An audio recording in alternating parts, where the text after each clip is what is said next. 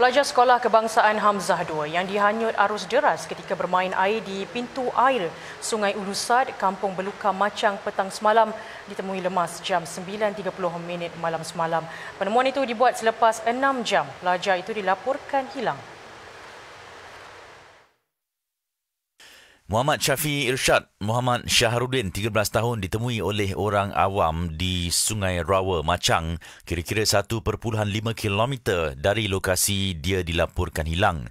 Ketua Polis Daerah Macang, Superintenden Ahmad Syafiqi Husin berkata hasil siasatan awal mendapati kejadian berlaku apabila abang kepada pelajar itu yang berusia 15 tahun telah terjatuh ke dalam sungai berkenaan ketika sedang duduk di tepi sungai. Muhammad Syafiee yang menyaksikan kejadian itu kemudian bertindak terjun ke dalam sungai untuk membantu menyelamatkan abangnya sebelum dia hanyut di bawah arus. Abangnya Muhammad Syakir Iqbal bagaimanapun berjaya menyelamatkan diri dengan berpaut pada tembok penghadang air. Sementara itu, Muhammad Syakir Iqbal berkata adiknya sempat memegang bajunya sebelum terlepas akibat arus yang deras. Kita dekat kat pagar. Okey. Kita tergelecor. Oh, gelecor lah Allah. Lepas tu jatuh lah. Lepas tu adik nak selamat lah. Dia dah selamat. Masuk tu air derah kau? Air derah. Hujan lebat time tu? Dah lebat mana? Adik masuk awak gelecor tu, dia gantung batu kau lah ke mana mula-mula? Mula-mula kita lemah dulu. Lemah dulu. Dia lepas pada tu? Pada tu kita pergi batu. Dia pergi batu dah. Berapa kali lemah tu? Dia tergelai timbul? Banyak juga .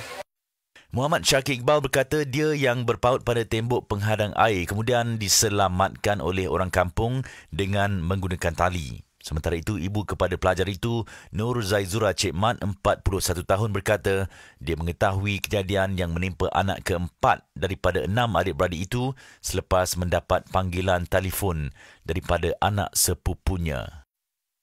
Saya tahu melalui anak sepupu lah. Anak sepupu telefon ayah anak lemah. Itulah juga. Saya ayah ayah dia juga. So pergi kat kerja dia lah. Ayah pergi. Masa cakap duduk mana? Masa kejadian tu saya duduk di rumah. Lepas tu ayah dia balik nak ambil saya lah. Tu saya pergi lah pak kejadian tu. Dia panggil dia. Dia memang rapat lah. Memang rapat. Nak pergi mana-mana pun memang dia tu. Sentiasa bersama. Sentiasa bersama. Tambahnya, dia tidak menyangka perkara ini berlaku kerana sebelum ini dua anaknya itu selalu pergi ke pintu air untuk memancing ikan.